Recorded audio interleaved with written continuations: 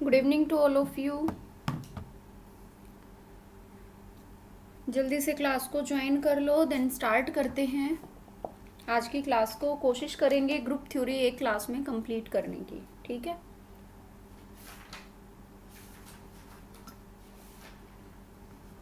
Very good evening. जल्दी से class को ज्वाइन कर लो बाकी स्टूडेंट्स भी।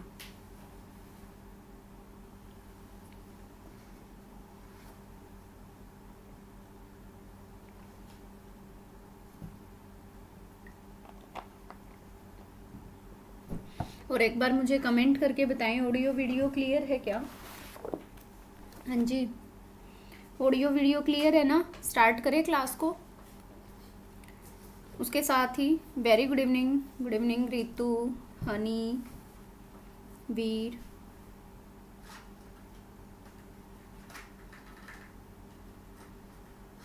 क्लियर है? ओके।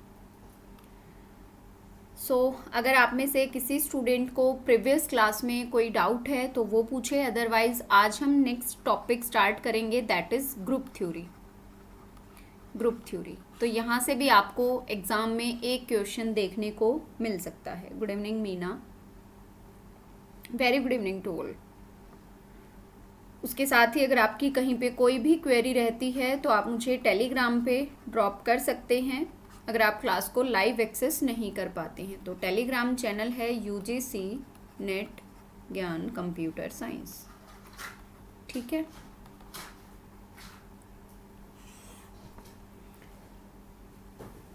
तो बिना बातें किए अपने टॉपिक की तरफ बढ़ते हैं। आज हमें डिस्कस करना है ग्रुप थ्योरी का कंसेप्ट, ठीक है।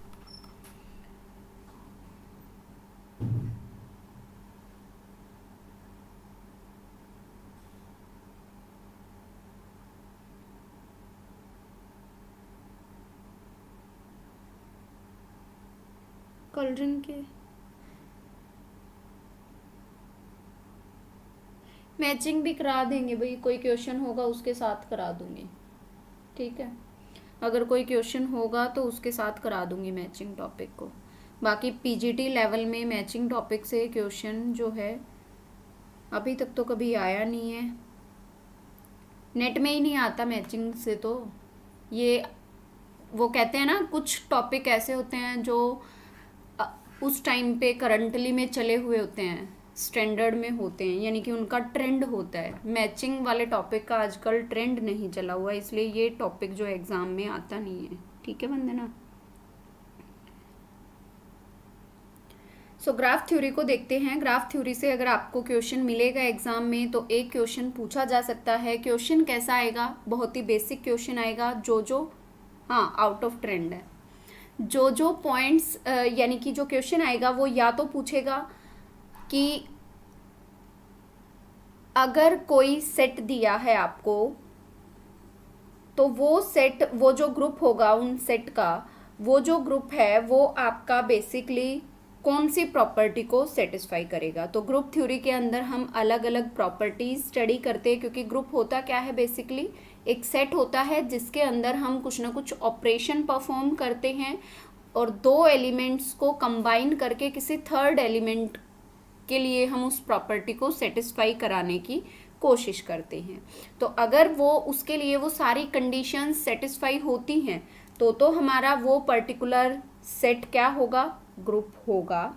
अदरवाइज वो ग्रुप नहीं होगा। उसके लिए अलग अलग प्रॉपर्टीज हैं, like closure property, associative, identity, inverse, और लास्ट आती है कम्यूटेटिव।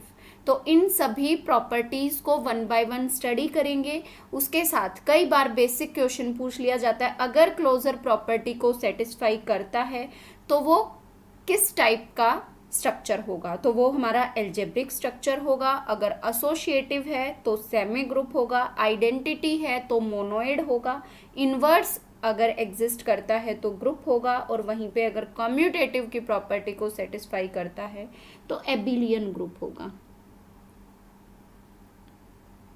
अरे सभी टॉपिक्स ही तो कवर करा रही हूँ, कौन सा टॉपिक छोड़ दिया मैंने? डिस्क्रीट मैथ से जितने टॉपिक मैं करा रही हूँ उतने टॉपिक सारे के सारे ही कराए हैं। अब पढ़ने को तो आप डिस्क्रीट मैथ्स पढ़ने लग जाओ 3 से 4 महीने में आपका एक अकेला डिस्क्रीट मैथ्स होगा। लेकिन वही है ना, हमें देखना है एग्ज़ाम में कहाँ से क्या क्वेश्चन आता है। बहुत सारे टॉपिक ऐसे होते हैं जो हमारे सब्जेक्ट में होते तो हैं लेकिन उनसे कभी क्वेश्चन नहीं पूछा जाता। समझे मेरी बात? फिर भी अगर आपको, मैं फिर भी यही बोलती हूँ कि अगर आपको फिर भी कोई टॉपिक ऐसा लगता है कि वो टॉपिक हमें डिस्कस करना चाहिए तो आप मुझे बता दें, मैं उस टॉपिक को डिस्कस कर दूँगी। मैंने मना भी नहीं किया, ठीक है। जैसे इन्होंने मैचिंग का कहा है तो मैचिंग का कोई क्वेश्चन होगा उसके साथ मैं वहाँ पे कवर अप करा दूँगी। अलग से मैचिंग पढ़ने में एक क्लास ऐसे ही जाएगी और वहाँ से क्वेश्चन आता नहीं है। नेट में नहीं पूछता, पीजीटी लेवल में तो कहाँ से पूछेगा। Good evening, very good evening, good evening Parveen. So चलिए बातें बंद करें और अपनी क्लास पे ध्यान दें, ठीक है। सो सबसे पहले हम अपनी स्ट्रक्चर बनाते हैं। सबसे अंदर आएगा कम्यूटेटिव।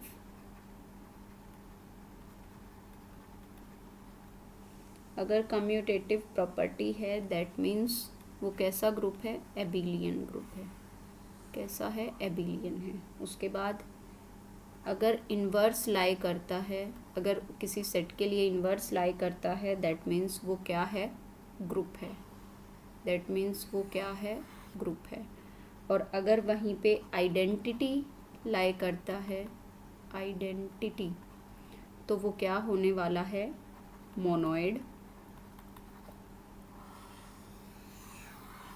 भाई मेरी ड्राइंग ज़्यादा अच्छी नहीं है, आप लोग अच्छे से बनाना, ठीक है। और एसोसिएटिव की प्रॉपर्टी अगर सेटिस्फाई होती है तो वो बन जाएगा सेमी ग्रुप। सेमी ग्रुप बन जाएगा। और वहीं पे ये तो बहुत ही गंदा हो गया।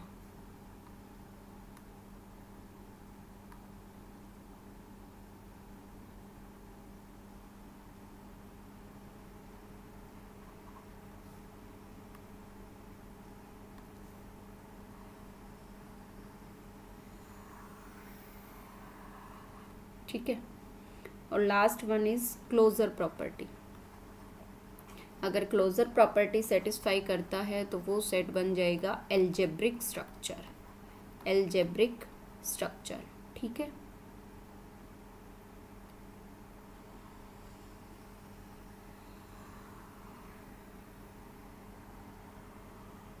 ठीक है। तो ये हमारा पूरी एक हियरार्की होती है ग्रुप थ्योरी में, और हम इनको स्टडी करते हैं अंदर, बाहर से अंदर की तरफ। यानी कि सबसे पहले हम चेक करते हैं कि क्या कोई सेट हमारा क्लोजर प्रॉपर्टी को सेटिस्फाई करता है। अगर वो क्लोजर प्रॉपर्टी को सेटिस्फाई करता है दैट मीन्स एल्जेब्रिक स्ट्रक्चर होगा। अगर कोई क्लोजर विद एसोसिएटिव, यानी कि ये दोनों, अगर इन दोनों को सेटिस्फाई करेगा तो वो सेमी ग्रुप होगा, और इन तीनों को सेटिस्फाई करेगा तो वो मोनोइड होगा, और इन चारों को सेटिस्फाई करेगा तो वो ग्रुप होगा, और अगर इन पांचों प्रॉपर्टी को सेटिस्फाई करेगा तो वो एबिलियन ग्रुप होगा। ठीक है। क्या ये हियरार्की समझ आई आप सभी को? क्या ये हियरार्की क्लियर हुई ग्रुप थ्योरी की? Hierarchy of group theory. सो ये सभी प्रॉपर्टीज़ हम पढ़ने वाले हैं हर एक ऑपरेटर के साथ, ठीक है। Okay, very good.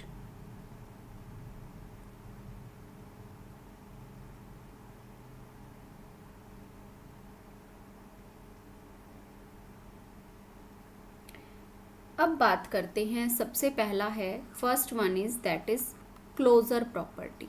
First one is closure property, ठीक है। क्लोजर प्रॉपर्टी क्या कहती है? For example a star operator, a comma operator, इसका मतलब क्या है कि ये कोई भी एक सेट दिया है, इस पे हम ऑपरेटर को ऑपरेट कर रहे हैं, किसी भी ऑपरेटर के साथ हम इसको ऑपरेट कर रहे हैं। कोई भी प्रॉपर्टी हो सकती है, वो हमारी मल्टीप्लिकेशन, एडिशन, सब्ट्रैक्शन, डिवीज़न, तो उस ऑपरेटर की हेल्प से हम उस सेट के ऊपर इसको ऑपरेट करेंगे। एंड आफ्टर ऑपरेटिंग सपोज हमारे पास कोई भी एक सेट गिवन है, उसके अगर हम दो मेंबर्स को इस प्रॉपर्टी पे सेटिस्फाई करें तो उसके बाद जो हमारा रिजल्टेंट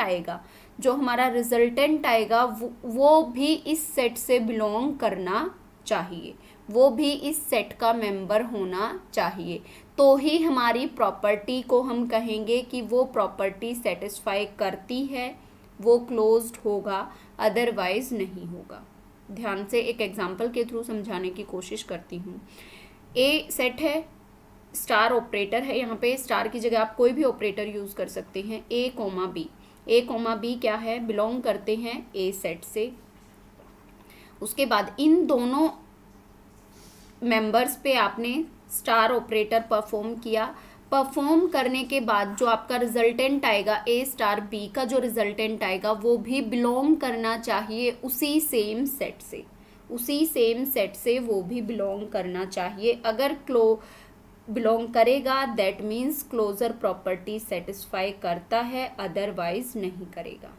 ठीक है, यानी कि a set A is said to be closed with respect to a operator star if for all a comma b belong to a then a star b belongs to a। For example एक example लेती हूँ। For example हमारे पास 2 एक number है, 2 को हम operate करते हैं। सपोज हमने नेचुरल नंबर लिया, नेचुरल नंबर पे हमने एडिशन ऑपरेशन परफॉर्म किया। ये n क्या है हमारा, दैट इज नेचुरल नंबर। हमने नेचुरल नंबर पे प्लस ऑपरेटर को ऑपरेट किया और नेचुरल नंबर में हमने लिया 2 को हमने 2 के साथ ही ऑपरेट किया with respect to addition operator, तो हमें क्या मिलेगा, रिजल्टेंट 4। क्या ये 4 भी नेचुरल नंबर से लाई करता है, येस और नो? क्या ये 4 जो है वो नेचुरल नंबर से लाई करता है, येस और नो? जल्दी बताएं।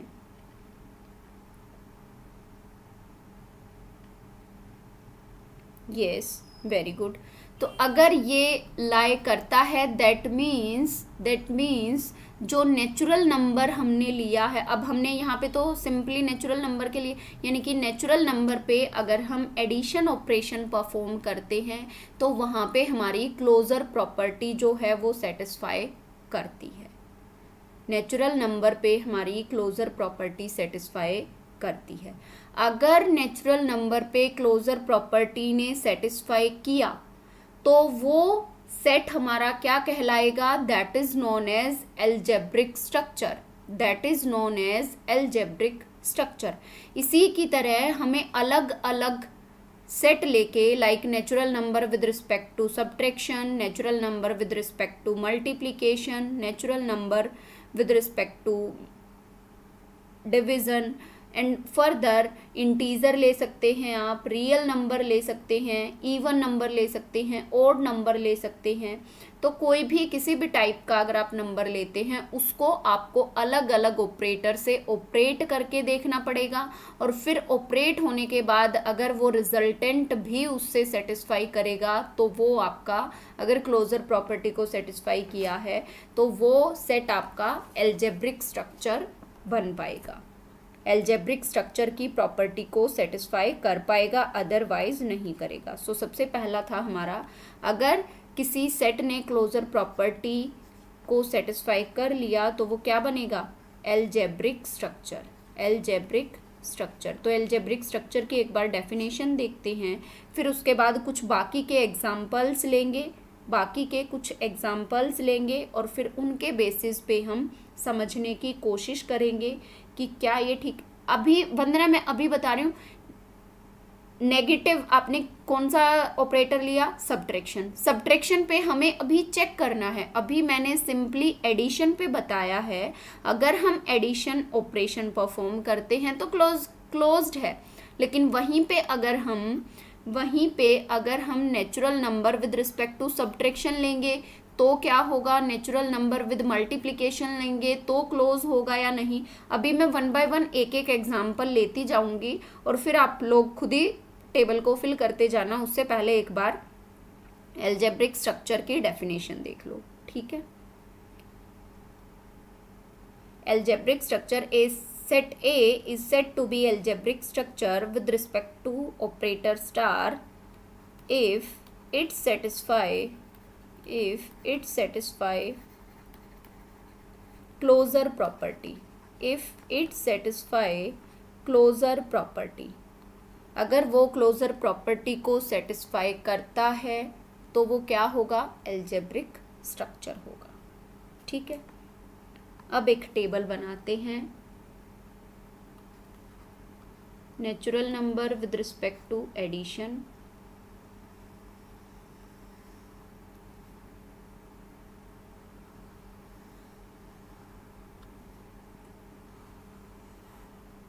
सबसे पहले एल्जेब्रिक स्ट्रक्चर होगा या नहीं। एल्जेब्रिक स्ट्रक्चर के लिए आप क्या चेक करेंगे, closure property. Natural number with respect to subtraction, natural number with respect to multiplication. आप लोग इस टेबल को फिल करना शुरू कर दें, मुझे बताते रहें कहाँ पे ठीक आएगा, कहाँ पे गलत आएगा, कहाँ पे येस होने वाला है, कहाँ पे फॉल्स होने वाला है। Sorry, natural number with respect to division, natural number with respect to division, और एक ही जगह सभी को हम फिल करेंगे। एल्जेब्रिक स्ट्रक्चर हो गया, उसके बाद सेमी ग्रुप बन पाएगा या नहीं, देन मोनोइड। जैसे जैसे हम एक एक प्रॉपर्टी को सेटिस्फाई करते जाएंगे, स्टडी करते जाएंगे, हम अपनी टेबल को पूरा फिल करते जाएंगे। ठीक है, सारे एग्जाम्पल एक ही जगह हो जाएंगे, इसलिए मैंने यहाँ पे पूरी टेबल बना दी है। ठीक है,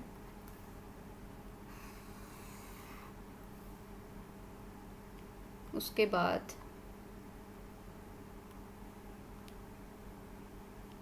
integer with respect to addition, integer with respect to subtraction, integer with respect to multiplication, integer with respect to division, और उसके बाद 1 yes 2 no 3 yes 4 no। Okay, चलो अभी देखते हैं जल्दी से।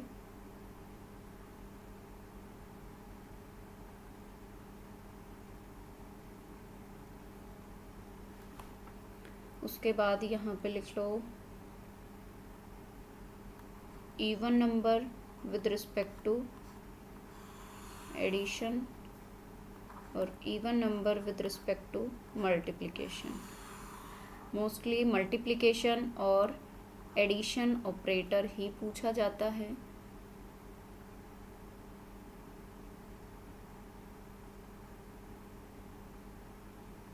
एक और टेबल बनानी पड़ेगी साथ में, odd number with respect to addition, odd number with respect to multiplication.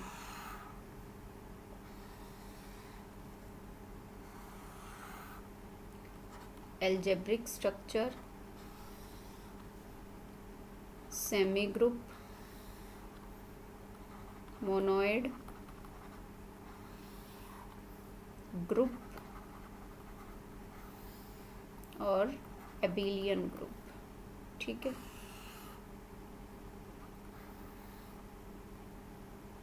Very good, very good Preeti, Vandana. हाँ जी, बाकी सभी भी जल्दी से इन क्वेश्चंस के आंसर करो सभी, तब तक मैं ये टेबल बनाती हूँ पूरी। Real number with respect to addition, real number with respect to subtraction, real number with respect to multiplication and real number with respect to division.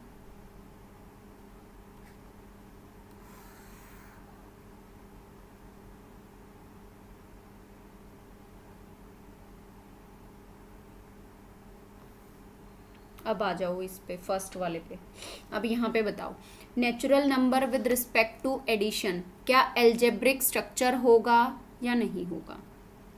क्या एल्जेब्रिक स्ट्रक्चर होने वाला है या नहीं? किसी भी दो नेचुरल नंबर को आप ऐड कर लो, नेचुरल नंबर हमारे कौन से होते हैं, +1 से लेके +∞ तक।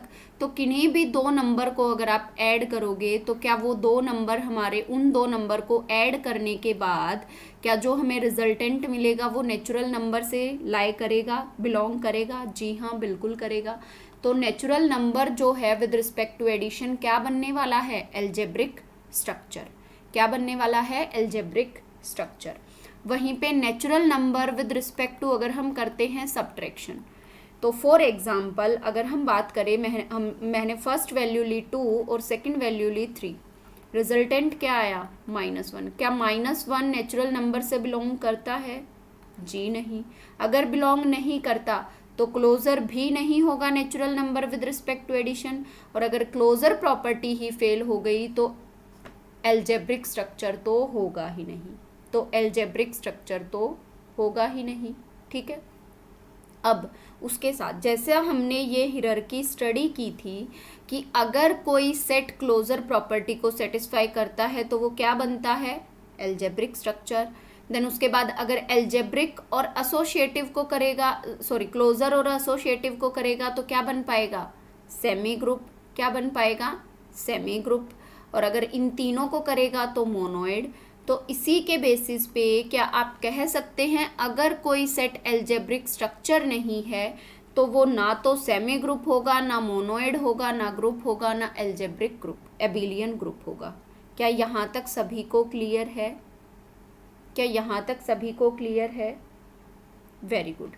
उसके बाद नेचुरल नंबर विद मल्टीप्लिकेशन, अगर हम मल्टीप्लाई करते हैं किसी भी दो नंबर को, आप कोई भी दो नंबर ले लो, तो क्या वो नेचुरल नंबर का ही पार्ट होगा? जी हाँ, बिल्कुल होगा। तो natural number with respect to multiplication अगर क्लोज्ड है तो वो क्या बनेगा, एल्जेब्रिक स्ट्रक्चर। क्या बनेगा, एल्जेब्रिक स्ट्रक्चर। उसके बाद natural number with respect to division, natural number with respect to division, क्या डिवीजन के रिस्पेक्ट में 3/2 क्या मिला, 1.5। क्या 1.5 बिलोंग करता है नेचुरल नंबर से? नहीं करता। तो क्या natural number with respect to division closed होगा? नहीं होगा। और अगर क्लोज्ड नहीं है तो एल्जेब्रिक स्ट्रक्चर भी नहीं कहलाएगा। और अगर एल्जेब्रिक स्ट्रक्चर नहीं होगा तो सेमी ग्रुप भी नहीं होगा, मोनोइड भी नहीं होगा, और ग्रुप भी नहीं होगा, और एबिलियन ग्रुप भी नहीं होगा। क्या यहाँ तक सभी स्टूडेंट्स को क्लियर है? जल्दी बताएं, येस और नो। देन नेक्स्ट सेट की तरफ बढ़ते हैं। नेक्स्ट है हमारे पास that is integer. That is integer. Integer हमारे नंबर कौन से होते हैं जिसमें नेगेटिव नंबर भी आ जाते हैं, पॉजिटिव भी आ जाते हैं, यानी कि -∞ टू +∞, -∞ टू +∞। अब नेचुरल नंबर को अगर हम एडिशन करते हैं, सॉरी नेचुरल नहीं, इंटीजर नंबर को अगर हम ऐड करते हैं तो क्या वो क्लोज्ड होगा? कोई भी दो नंबर ले लो, सपोज -3 + 3 0। क्या 0 इंटीजर नंबर की रेंज में लाई करता है? जी हाँ। तो एडिशन, किन्हीं भी दो नंबर का आप एडिशन करें इन केस ऑफ इंटीजर, वो आपका आपके ग्रुप में सेटिस्फाई करेगा। तो अगर वो क्लोज्ड होगा तो वो क्या कहलाएगा, algebraic structure. Addition, integer with respect to subtraction, integer with respect to subtraction क्या लाई करेगा, क्या क्लोज्ड होगा? सपोज हम फर्स्ट एग्जांपल लेते हैं 2 - 3, हमारा क्या आया था, -1।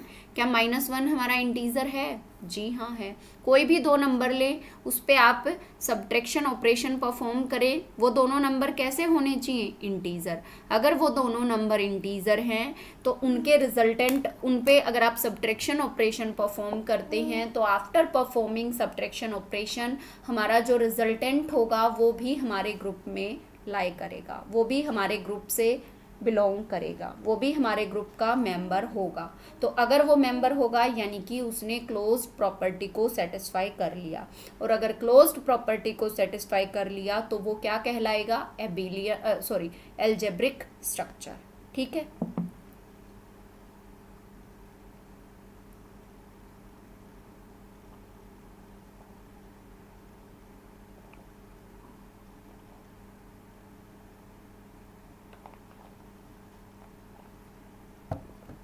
Very good. Now next, integer with respect to multiplication. कोई भी दो नंबर लो आप, कोई भी दो नंबर लो, सपोज 2 मल्टीप्लाई -3 -6, क्या -6 इंटीजर होगा? हाँ होगा। तो अगर क्लोज्ड है तो एल्जेब्रिक स्ट्रक्चर होगा। वहीं पे अगर हम बात करें डिवीजन की, हमने अभी ये एग्जांपल लिया था 3/2 1.5, क्या 1.5 इंटीजर होगा? नहीं होगा। तो अगर नहीं होगा, अगर फॉल्स प्रूफ करने के लिए आपके पास अगर एक केस भी आपको मिलता है तो वही आपके लिए सफिशिएंट है। अगर आपने एक एग्जाम्पल से फॉल्स प्रूफ कर दिया, दैट मीन्स आपने जो है उसको सॉल्व कर दिया। तो अगर वो क्लोज्ड नहीं होगा तो वो एल्जेब्रिक स्ट्रक्चर भी नहीं होगा, और अगर एल्जेब्रिक स्ट्रक्चर नहीं है तो सेमी ग्रुप भी नहीं होगा, मोनोइड भी नहीं होगा, ग्रुप भी नहीं, और एबिलियन ग्रुप भी नहीं। ठीक है। उसके बाद even number with respect to addition, even number with respect to addition. तो अगर आप किसी भी दो नंबर का इवन नंबर अगर आपके पास है, उनको अगर आप ऐड करते हो तो क्या आपको इवन नंबर ही मिलता है? आफ्टर एडिशन क्या आपको इवन नंबर ही मिलता है? जी हाँ। डिवाइड वाला रिपीट कर दूं, डिवाइड वाला क्या कहता है, हमें क्या करना है? क्लोजर प्रॉपर्टी सेटिस्फाई करनी है। क्या 3 इंटीजर है? हाँ है। क्या 2 इंटीजर है? हाँ है। अगर हम 3 डिवाइड बाई 2 करते हैं तो हमें रिजल्टेंट क्या मिलता है? 1.5। क्या 1.5 इंटीजर है? क्या 1.5 इंटीजर है? नहीं है। और अगर 1.5 इंटीजर नहीं है, अगर एक केस भी आपने फॉल्स प्रूव कर दिया कि एक एग्जाम्पल हमारे पास ऐसा है जो कि इंटीजर नहीं है, तो वो क्लोज्ड प्रॉपर्टी को तो कभी सेटिस्फाई नहीं करेगा, और अगर क्लोज्ड को नहीं करेगा तो वो एल्जेब्रिक स्ट्रक्चर भी नहीं कहलाएगा। परवीन, क्या क्लियर हुआ ये पॉइंट? आगे चले भाई, क्या ये पॉइंट क्लियर हुआ सभी को? ओके। अभी तो बता दिया सुषमा, इंटीजर डिवीजन अभी बताया, अभी क्लियर हुआ सुषमा? अरे किसी भी दो इंटीजर नंबर को आपस में डिवाइड करके देखो, क्या हर नंबर के साथ आपका इंटीजर आएगा आपके पास? क्या हर नंबर को डिवाइड करने के बाद आपको इंटीजर नंबर मिलेगा? नहीं मिलेगा।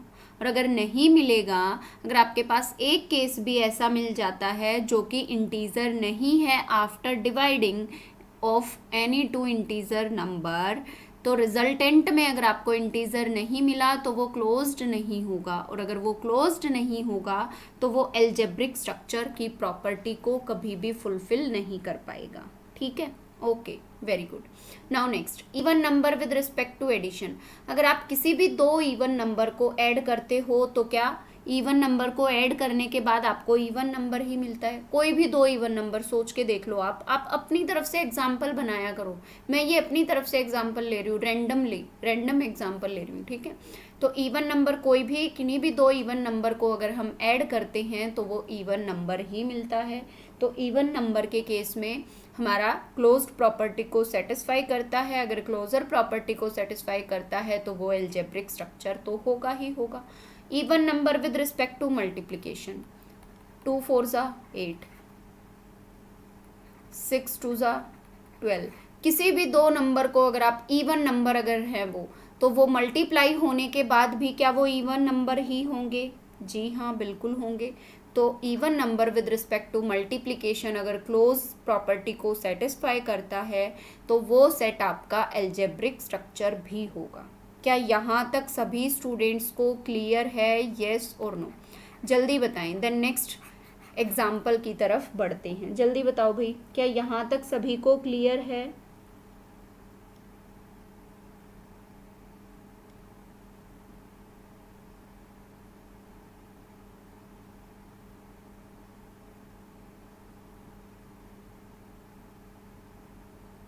ओड प्लस में नहीं होगा, अभी देखते हैं रितु, अभी देखते हैं। ओके, वेरी गुड, सभी को क्लियर है।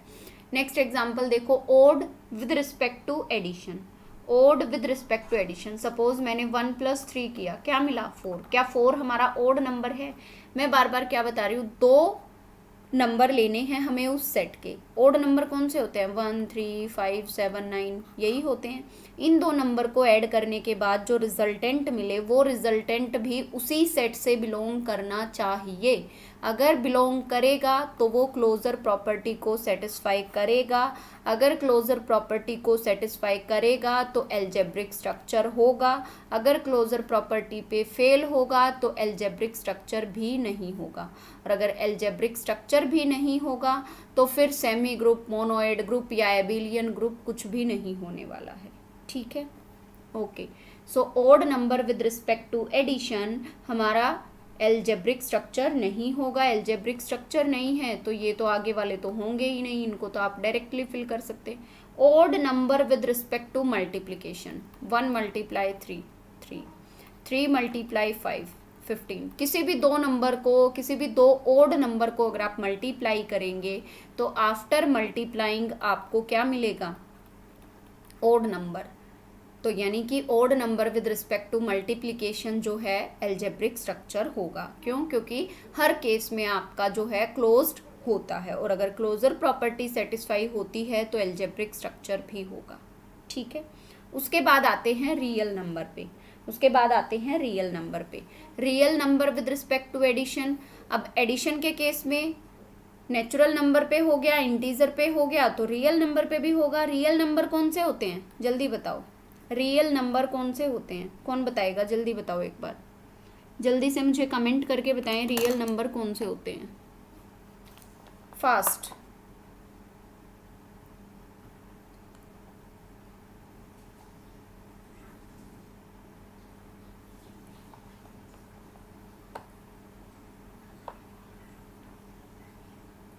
हाँ, वेरी गुड। यानी कि जहाँ पे हमारे फ्लोटिंग पॉइंट नंबर भी अलाउ हों, जहाँ पे हमारे फ्लोटिंग पॉइंट नंबर भी अलाउड हों, उनको हम क्या कहते हैं? Real number. ठीक है, हाँ, very good. All natural decimal वाले भी इंक्लूड हों, बिल्कुल बिल्कुल। ठीक है, तो real number with respect to addition. Addition आप किसी भी दो नंबर का ऐड करेंगे, रियल नंबर के दो नंबर्स का ऐड करेंगे तो भी आपको एक रियल नंबर ही मिलेगा, बिल्कुल। फ्रैक्शन पार्ट भी बोल सकते हैं आप। तो क्या real number with respect to addition अगर क्लोजर प्रॉपर्टी सेटिस्फाई करता है तो क्या वो एल्जेब्रिक स्ट्रक्चर होगा? जी हाँ, बिल्कुल होगा। विद रिस्पेक्ट टू सब्ट्रैक्शन, जल्दी बताएं। Real number with respect to subtraction क्या एल्जेब्रिक स्ट्रक्चर होगा? Very good Sushma, Ritu, Parveen, undefined, Honey, Veer, very good. जी हाँ, नेगेटिव के केस में अगर आप किसी भी दो नंबर को सब्ट्रैक्ट करेंगे तो भी आपका वो जो नंबर आएगा वो रियल नंबर की रेंज में लाई करेगा, तो with respect to division, with respect to subtraction अगर क्लोज्ड है तो वो आपका एल्जेब्रिक स्ट्रक्चर कहलाएगा। With respect to multiplication, real number with respect to multiplication, तो मल्टीप्लाई भी अगर आप किसी भी दो रियल नंबर का मल्टीप्लाई करते हैं तो भी आपको रियल नंबर ही मिलेगा, क्योंकि रियल नंबर में हमारे सारे नंबर आ गए ना, तो वो विद रिस्पेक्ट टू मल्टीप्लिकेशन भी होगा। अब बताएं मुझे जल्दी से, real number with respect to division क्या एल्जेब्रिक स्ट्रक्चर होगा या नहीं होगा? जल्दी बताओ।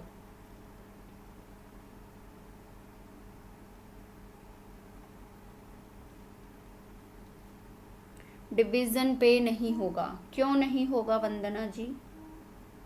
बाकी स्टूडेंट्स भी बताओ, होगा या नहीं होगा? होगा तो क्या सभी प्रॉपर्टी सेटिस्फाई हुई हैं, और अगर नहीं होगा तो फिर आपको एग्जाम्पल देना पड़ेगा कि क्यों नहीं होगा। वेरी गुड वंदना, वेरी गुड। हम 0 से डिवाइड नहीं कर सकते। फॉर एग्जाम्पल हमने 2.5 है, उसको हमें क्या करना है? 0 से डिवाइड करना है। ज़ीरो से डिवाइड करना है। क्या 2.5 डिवाइड बाय 0 कोई रियल नंबर है? जी नहीं। तो अगर एक केस भी आपको ऐसा मिलता है जिसमें आप इनवैलिड प्रूफ कर पाएँ तो वो आपका केस जो है उस प्रॉपर्टी को वॉयलेट करेगा। इसीलिए कई बार एग्जाम्पल में, क्वेश्चन में, एग्ज़ाम में रियल नंबर विद स्टार लगा के देता है, रियल नंबर विद स्टार मतलब रियल नंबर माइनस जीरो, क्योंकि ये जो जीरो है ना ये गड़बड़ करता है रियल नंबर के साथ। ठीक है, समझ आया सभी को। और अगर real number with respect to division algebraic structure नहीं होगा तो बाकी का भी नहीं होगा। ठीक है, क्या इस टेबल का फर्स्ट कॉलम सभी स्टूडेंट्स को क्लियर हुआ? जल्दी बताएं एक बार कमेंट करके, क्या इस टेबल का फर्स्ट कॉलम सभी स्टूडेंट्स को क्लियर हुआ? जल्दी बताओ। देन नेक्स्ट प्रॉपर्टी की तरफ बढ़ते हैं, जल्दी बताओ भाई। ओके, वेरी गुड, समझ आए सारे पॉइंट्स। इसी तरीके से हमें नेक्स्ट प्रॉपर्टी कौन सी है? Associative property. जो सेट एसोसिएटिव प्रॉपर्टी को सेटिस्फाई करेगा, जिन्होंने पहले क्लोजर प्रॉपर्टी तो सेटिस्फाई कर ली, जो क्लोजर नहीं थे वो बाकी का तो कुछ भी नहीं होगा, लेकिन वहीं पे जिन्होंने क्लोजर प्रॉपर्टी को सेटिस्फाई करके और जो सेट हमारे एल्जेब्रिक स्ट्रक्चर बन पाए हैं, अब उनके लिए हम क्या चेक करेंगे कि वो सेमी ग्रुप होंगे या नहीं होंगे। सेमी ग्रुप कैसे पता चलेगा? अगर वो एसोसिएटिव प्रॉपर्टी को सेटिस्फाई कर पाते हैं तो। ठीक है, तो नेक्स्ट केस में नेक्स्ट प्रॉपर्टी है that is associative property. Associative property, very good. Ritu, Vandana, Parveen, Preeti, Honey, very good. Undefined, बहुत सभी का तो अनडिफाइंड आता है, उनके तो मैं नाम ही नहीं लेती। Associative property, so a set A with respect to operator star is said to be satisfy associative property if A comma B comma C belongs to A. अगर हमारे सेट ए से ए बी सी, एसोसिएटिव में कितनी value होती हैं? 3। तो अगर ये बिलोंग करते हैं तो क्या कंडीशन सेटिस्फाई करनी चाहिए? क्या कंडीशन सेटिस्फाई करनी चाहिए? A star B star C equal to A star B star C. अगर ये कंडीशन सेटिस्फाई होगी तो वो सेट हमारा एसोसिएटिव प्रॉपर्टी को सेटिस्फाई कर पाएगा, अदरवाइज नहीं करेगा। यानी कि किसी भी दो वैल्यूज़ को पहले ऑपरेट करे, बाद में तीसरे उसके रिजल्टेंट को तीसरे के साथ करे, या पहले हम लास्ट के दो को करें फिर तीसरे के साथ ऑपरेट करें, तो उससे हमारे रिजल्टेंट पे कोई फ़र्क ना पड़े, तो उस प्रॉपर्टी को हम क्या कहते हैं? Associative property. सुषमा, लास्ट वाला क्या है? लास्ट वाला क्या कहता है एक बार फिर से देख लो। अभी मैंने डिवीज़न के लिए एक एग्जाम्पल लिया, जैसा कि आप सभी ने भी एग्जाम्पल मुझे बताया कि अगर हम किसी भी नंबर को, जो हमारा रियल नंबर है, अगर हम उसको डिवाइड करते हैं 0 से, तो क्या आफ्टर डिवीज़न क्या इस नंबर को 2.5 डिवाइड बाय 0, क्या इसको आप रियल नंबर कह पाएंगे? नहीं कह पाएंगे। तो क्या ये आपका रियल नंबर होने वाला है? नहीं होने वाला। यानी कि रिजल्टेंट के बाद अगर आपको रियल नंबर नहीं मिला, that means closure property satisfy नहीं हुई, और अगर क्लोजर प्रॉपर्टी सेटिस्फाई नहीं हुई तो वो एल्जेब्रिक स्ट्रक्चर भी नहीं होगा। ठीक है, अभी नेक्स्ट पे चलो। एसोसिएटिव प्रॉपर्टी, तो एसोसिएटिव प्रॉपर्टी हमने देख लिया क्या है। उसके साथ ही सेकंड क्या था हमारा?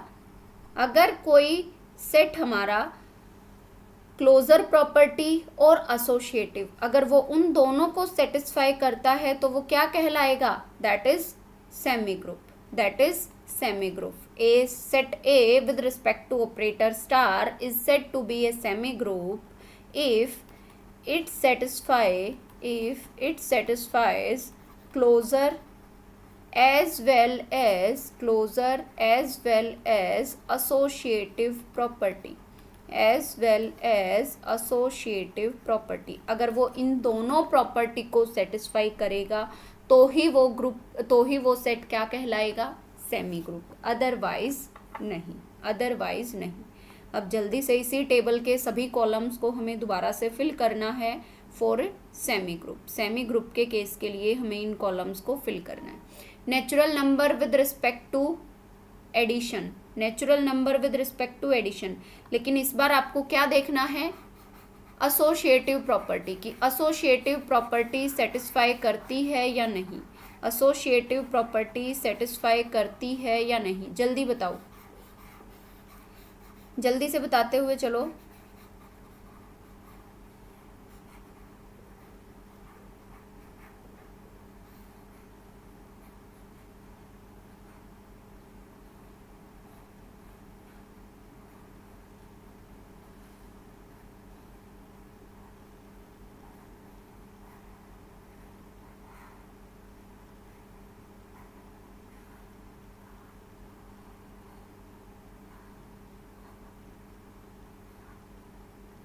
जल्दी बताओ। क्या natural number with respect to करती है? Okay, very good. A plus B plus C equal to A plus B plus C. क्या आपके पास क्या दिया हुआ है? नेचुरल नंबर का सेट दिया है। अगर आप उनमें से किसी भी दो नंबर को पहले ऐड करें, उसके रिजल्टेंट के बाद तीसरे नंबर के साथ ऐड करें, या पहले आप लास्ट के 2 नंबर को ऐड करें फिर फर्स्ट के साथ ऐड करें, तो क्या उससे कोई फ़र्क पड़ेगा? बिल्कुल भी नहीं पड़ेगा। एडिशन और मल्टीप्लिकेशन तो हमेशा एसोसिएटिव प्रॉपर्टी को सेटिस्फाई करते हैं। तो natural number with respect to addition हमारा जो सेट है वो क्या कहलाएगा? एसोसिएटिव एल्जेब्रिक स्ट्रक्चर तो वो था ही, तो वो क्या बन गया है? अब सेमी ग्रुप भी बन गया है। क्या बन गया है? सेमी ग्रुप भी बन गया है। सेम मल्टीप्लिकेशन का केस है, A multiply B multiply C equal to A multiply B multiply C. क्या इससे कोई फर्क पड़ने वाला है? नहीं पड़ने वाला। यानी कि मल्टीप्लाई के केस में भी वो क्या होगा? एल्जेब्रिक स्ट्रक्चर भी होगा, और उसने एसोसिएटिव प्रॉपर्टी भी सेटिस्फाई कर दी, तो वो सेमी ग्रुप भी होगा। ठीक है, उसके बाद इंटीजर पे आ जाओ। Integer with respect to addition. Integer with respect to addition, अगर आप इंटीजर को with respect to addition perform करते हो तो क्या ट्रू होगा? A plus B plus C equal to A plus B plus C. यहाँ पे क्या करना है? ऐड करना है। क्या करना है आपको? एडिशन ऑपरेशन परफॉर्म करना है। तो एडिशन ऑपरेशन में तो आई थिंक कोई प्रॉब्लम नहीं आएगी। तो integer with respect to addition semi group होगा। Integer with respect to subtraction. Integer with respect to subtraction, ये बताओ मुझे क्या यहाँ पे लाई करेगा या नहीं? A minus B minus C equal to A minus B minus C. जल्दी बताओ, जल्दी बताते हुए चलो। क्या प्रॉपर्टी को सेटिस्फाई करेगा या नहीं करेगा? नहीं करेगा। क्यों नहीं करेगा? Very good. क्यों नहीं करेगा? कोई भी एक एग्जाम्पल दो। सॉरी, करेगा। अच्छा, अब हाफ हाफ चल रहे हो आप। कोई बोल रहा है करेगा, मैं एक एग्जाम्पल लेती हूँ। 1 minus 2 minus 3 equal to 1 minus 2 minus 3। 1 minus 2 क्या मिलेगा? -1 माइनस 3। यहाँ पे क्या मिलेगा? 1 माइनस माइनस 1। यहाँ से क्या मिलने वाला है? -1 minus 3 minus 4 equal to 1 plus 1 2। अरे क्या ये दोनों चीज़ें इक्वल हैं आपस में? बिल्कुल भी नहीं है, बिल्कुल भी नहीं है। हाँ, वेरी गुड परवीन, आपने अच्छा एग्जाम्पल दिया। ठीक है, तो integer with respect to subtraction हमारा एल्जेब्रिक स्ट्रक्चर तो था, लेकिन वो सेमी ग्रुप नहीं बन पाया। क्यों? क्योंकि वो एसोसिएटिव प्रॉपर्टी पे फेल हो गया। और अगर वो सेमी ग्रुप नहीं होगा तो आगे वाला कोई भी नहीं होगा, ना मोनोएड होगा, ना ग्रुप होगा, ना ही एबिलियन ग्रुप होगा। समझ आया? जहाँ पे फॉल्स हो जाए उससे आगे वाले तो होने ही नहीं है, उससे आगे वाले तो होने ही नहीं है। यानी कि एक एग्जाम्पल, एक सीधी सी लाइन याद रख लो। अगर आप दिल्ली में हैं तो क्या आप इंडिया में हैं? जी हाँ। लेकिन क्या आप इसका वाइसे वर्सा ट्रू कह सकते हैं कि अगर आप इंडिया में हैं तो ज़रूरी हो कि आप दिल्ली में हो? बिल्कुल भी नहीं। ठीक है, तो यानी कि अगर जो प्रॉपर्टी है, जो हमारी मिनिमम प्रॉपर्टी, अगर वही वायलेट होगी तो बाकी की जो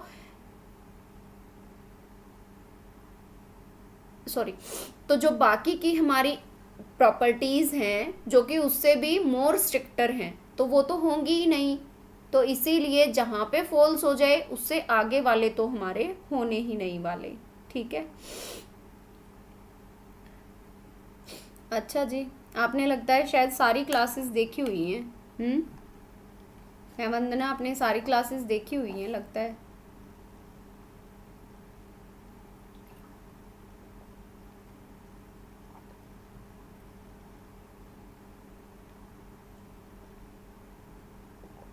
ऑलमोस्ट, वेरी गुड। पढ़ते रहो, जहाँ से पढ़ने को मिले वहीं से पढ़ते रहो। अब उसके बाद नेक्स्ट बताओ, integer with respect to multiplication, integer with respect to multiplication satisfy करेगा या नहीं?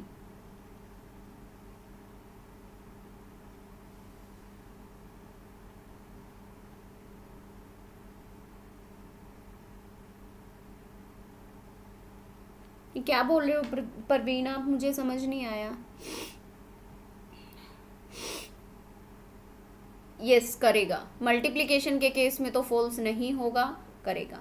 Even number with respect to addition, even number with respect to addition, even number with respect to addition करेगा, yes. Even number with respect to multiplication, yes. मैं ये directly yes कर रही हूँ, आप एक एक एग्जाम्पल लेके और वहाँ पे लिख भी सकते हैं। कोई भी 2-3 इवन नंबर लो, उनको ऐड करो, उनको मल्टीप्लाई करो। एडिशन मल्टीप्लिकेशन हमेशा एसोसिएटिव प्रॉपर्टी को सेटिस्फाई करते हैं। Next, odd number with respect to multiplication, odd number with respect to multiplication करेगा या नहीं? जल्दी बताओ फास्टली। आप लोग बता रहे हो, मैं आपके बेसिस पे यहाँ पे टिक कर रही हूँ, ठीक है? गलत मत बताना, ध्यान से बताना देख के। करेगा, okay. Odd, odd with respect to, odd number with respect to multiplication करेगा। Real number with respect to addition, जी हाँ करेगा। Real number with respect to multiplication, पहले मल्टीप्लिकेशन देख लो, करेगा। Real number with respect to subtraction, real number with respect to subtraction, जल्दी इसका बताओ। Real number with respect to subtraction आपका एसोसिएटिव प्रॉपर्टी को सेटिस्फाई करेगा या नहीं करेगा? नहीं करेगा। Real number with respect to subtraction नहीं करेगा, ठीक है? क्योंकि हमने अभी जो है अभी एग्जाम्पल लिया था नेगेटिव का भी, तो सब्ट्रैक्शन के केस में जो है हमारी वैल्यूज़ फॉल्स हो जाती। एग्जाम्पल बताओ जल्दी से। Real number with respect to subtraction associative property को सेटिस्फाई क्यों नहीं करेगा? क्यों नहीं करेगा? जल्दी बताओ, एक एग्जाम्पल दो कोई भी स्टूडेंट, तब तक मैं इरेज कर लेती हूँ।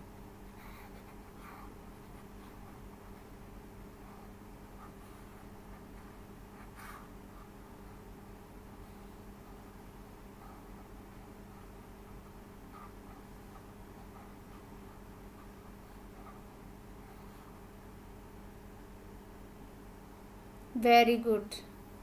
जब इंटीजर पे ही नहीं कर रहा तो रियल नंबर पे भी सब्ट्रैक्शन पे जो है सेटिस्फाई नहीं करेगा। हाँ बिल्कुल, यही ठीक, यही वाला, वही वाला एग्जाम्पल, तभी तो मैंने दूसरा एग्जाम्पल नहीं दिया, अभी तो आपको बताया था, ठीक है? वही इंटीजर वाला, बिल्कुल। अरे अगर वो इंटीजर पे ही फॉल्स हो रहा है, प्रॉपर्टी क्या है, दोनों केसेस में इक्वल प्रूफ नहीं होगा, ठीक है? बाकी को क्लियर हुआ जिन्हें डाउट था? Okay, very good.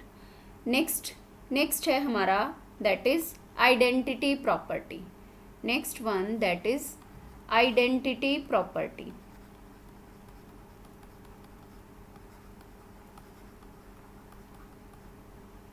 Identity property, यहाँ तक सभी को क्लियर है? आज की क्लास, आज एसोसिएटिव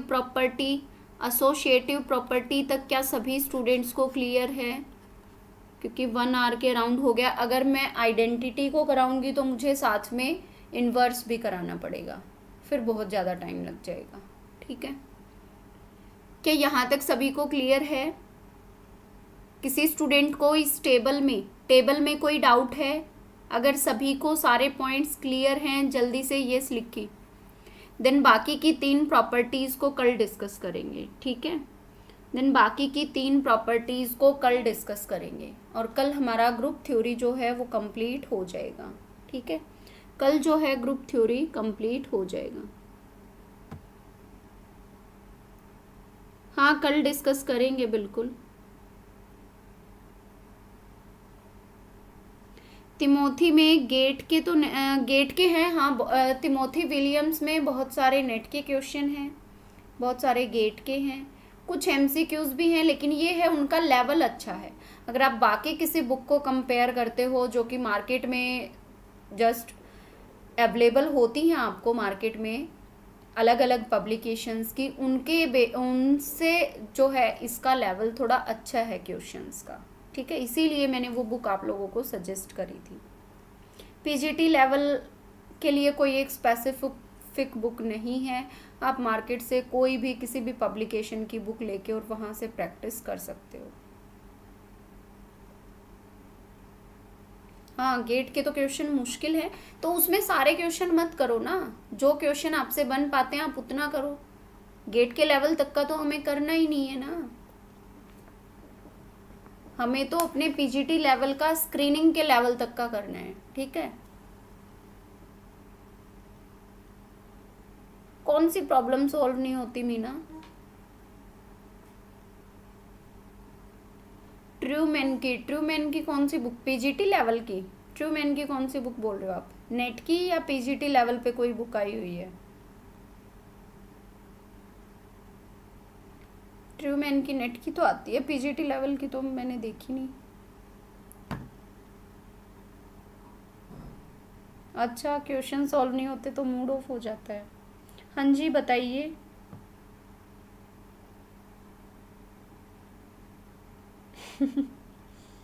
हाँ, नेट वाली ठीक है, ट्रूमैन की नेट वाली, उसमें ऑलमोस्ट शायद प्रीवियस ईयर क्वेश्चन है, प्रीवियस ईयर क्वेश्चन है शायद नेट के, I think previous year question है टिमोथी विलियम्स के। अच्छा, अरे जितने होते हैं उतने सॉल्व कर लिया करो, सारे सारे क्वेश्चन थोड़ी सॉल्व करने होते हैं, सारे क्वेश्चन नहीं सॉल्व कर, उसमें बहुत सारी चीज़ें एडवांस भी हैं, अलग से भी हैं जो हमारे सिलेबस में नहीं है, ठीक है। दोनों में से कौन सी परचेज करें, ट्रूमैन या टिमोथी? ट्रूमैन भी ठीक है, ट्रूमैन में ऑलमोस्ट प्रीवियस ईयर क्वेश्चन दिए हुए हैं, आप कोई भी ले लो जो आपको ठीक लगे। केवीएस एनवीएस की आती है, कौन से वाली आती है केवीएस एनवीएस की वंदना? कौन सी बुक आती है केवीएस एनवीएस की? हाँ, मैं तो दूंगी ही, मैं प्रैक्टिस सेट दूंगी आपको, मैं कुछ एमसीक्यूज प्रोवाइड कराऊंगी आप लोगों को, एमसीक्यूज साथ में प्रीवियस ईयर क्वेश्चन हर सब्जेक्ट के, ये दोनों चीज़ें तो मैं प्रोवाइड कराऊंगी। उससे अलग अगर आपको कोई लेनी है तो फिर आप ले सकते हैं। प्रीवियस ईयर क्वेश्चन की आती है, देख लो टॉपिक वाइज कौन सी बुक है, पता नहीं मुझे, मैं ये जो मार्केट में अवेलेबल होती हैं बुक्स, इनका मुझे इतना पता नहीं होता, क्योंकि इनमें ना बहुत सारे मिस्टेक्स होती हैं। कोई किरण पब्लिकेशन मिलेगी आपको, अरिहंत पब्लिकेशन मिलेगी, दिशा पब्लिकेशन, और भी बहुत सारे पब्लिकेशन है, यूनिक पब्लिकेशन,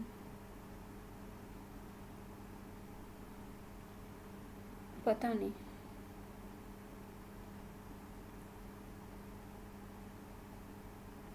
कोई बात नहीं, जो बुक आपको सूटेबल लगे आप वो ले लो, बाकी नेट से देख लिया करो अगर किसी के स्पेसिफिक किसी टॉपिक से रिलेटेड अगर एमसीक्यूज देखने हैं, तभी तो मैं बता रही हूँ, मैं इन बुक्स को कभी प्रेफर खुद ही नहीं करती, तो मैं आप लोगों को कैसे कहूँ। ट्रूमैन में नहीं, ऑलमोस्ट क्वेश्चन ठीक मिलेंगे आपको ट्रूमैन में। मेड इजी की, अच्छा हाँ, मेड इजी की बुक आपको ठीक मिल सकती है, मेड इजी वालों की बुक्स जो हैं अच्छी रहती हैं। अच्छा, प्रीवियस ईयर क्वेश्चन है नेट के, मेड इजी के, ठीक है। मैं कहाँ से करती थी, मैंने तो पता नहीं कहाँ कहाँ से किया हुआ है, कौन कौन सी बुक्स बताऊँ मैं आपको। ऑलमोस्ट स्टैंडर्ड बुक्स पढ़ती हूँ और प्रीवियस ईयर क्वेश्चन लगाती हूँ, प्रीवियस ईयर क्वेश्चन लेती हूँ मैं, सिर्फ प्रीवियस ईयर क्वेश्चंस के सॉल्यूशन।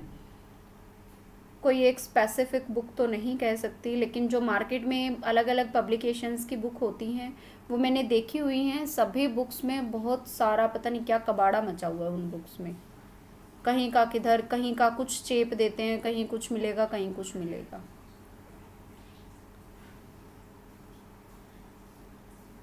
लेकिन हाँ, प्रीवियस ईयर क्वेश्चन कुछ अलग से एमसीक्यूज वो मैं आप लोगों को प्रोवाइड करा दूंगी।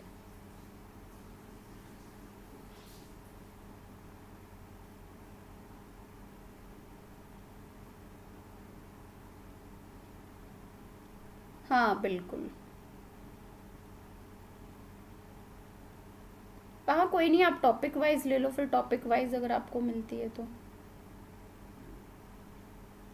हाँ बिल्कुल, तभी तो मैं खुद ही प्रेफर ही नहीं करती, मैं आप लोगों को कभी सजेस्ट ही नहीं करती।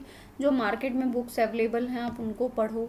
हाँ उनसे ये है, जो बुक्स है ना आप उनका कंटेंट पे फोकस मत करो, लेकिन हाँ आप कुछ एमसीक्यूज आपको ठीक मिल सकते हैं।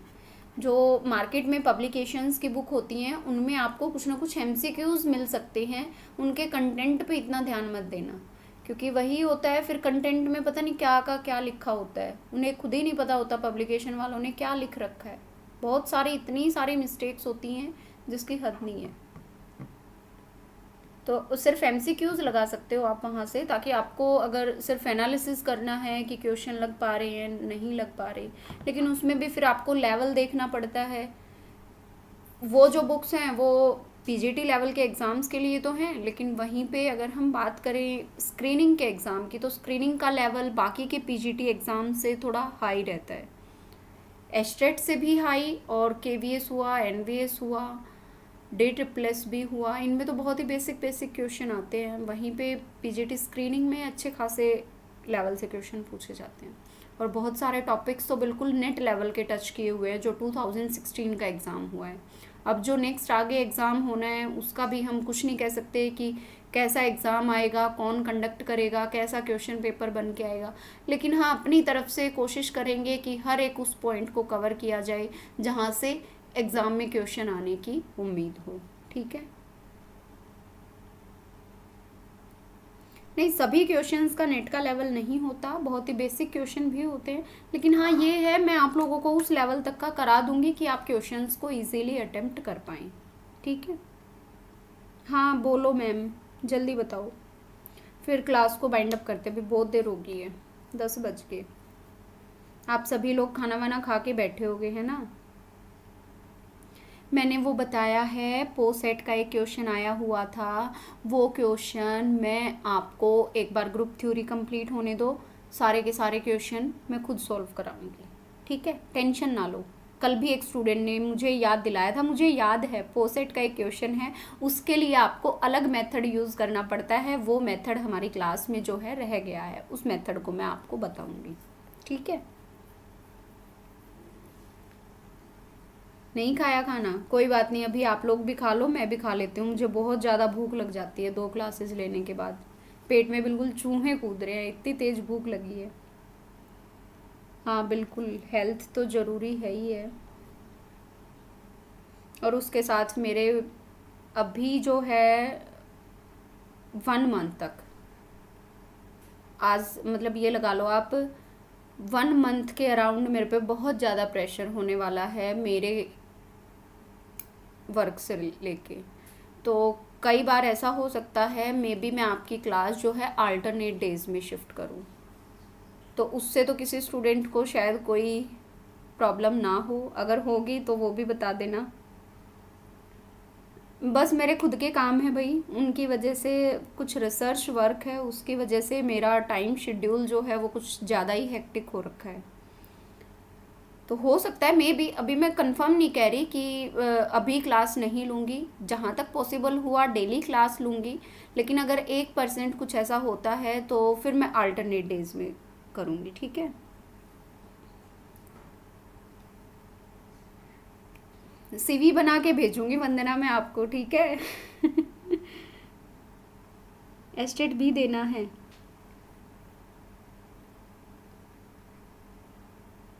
अरे कराऊंगी, सारे सब्जेक्ट कराऊंगी, आपका एस्टेट क्वालिफाई हो जाएगा परवीन, आप टेंशन ना ले,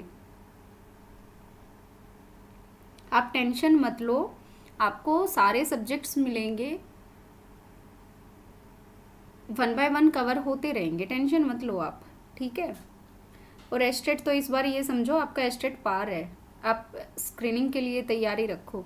ठीक है, लेकिन हाँ साथ में साइकोलॉजी पे ध्यान देते रहना।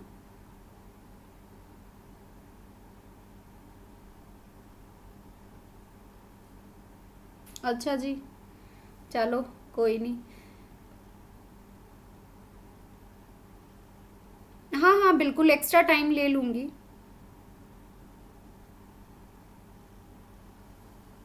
चाइल्ड साइकोलॉजी, हाँ वो मैं एस्टेट के लिए बता रही हूँ। जो स्टूडेंट्स अभी साथ में, कुछ स्टूडेंट ऐसे हैं जिन्होंने स्क्रीनिंग में एनरोल किया हुआ है लेकिन उन्हें साथ में एस्टेट भी देना है, तो वो कुछ बेसिक टर्म्स को करते रहें और साथ में अपनी साइकोलॉजी पे ज़रूर फोकस करें। साइकोलॉजी हुआ, हिंदी हुआ, इंग्लिश हुआ, मैथ्स, रीजनिंग, तो ये सब तो आप पढ़ते ही हैं। हरियाणा जीके इसमें तो ज़्यादा ही आती है, वहाँ पे तो और भी बेसिक बहुत ही कम आएगी, लेकिन वहाँ पे जो अलग आता है वो आपका साइकोलॉजी रहता है, तो उस पर थोड़ा सा ध्यान रखें, ठीक है। हाँ जी, थैंक यू। मुझे छुट्टी देने के लिए आप सभी का बहुत बहुत धन्यवाद, ठीक है।